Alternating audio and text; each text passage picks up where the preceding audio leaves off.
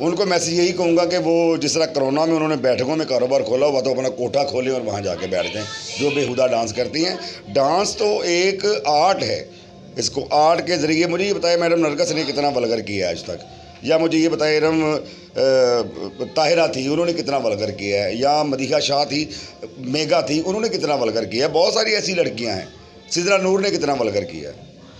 मैं पूछता हूँ, आप अगर उनको उनकी तरह बनना चाहती हैं तो खुदा के लिए उनकी तरह डांस भी करें, चेस्ट को हिलाकर, हिप को हिलाकर, या मखसूस से कपड़े पहनकर डांस करके। इसको मैं नहीं समझता ये डांस है। बहुत सारी ऐसी लड़कियां हैं, सिदरा नूर ने कितना वल्गर किया है।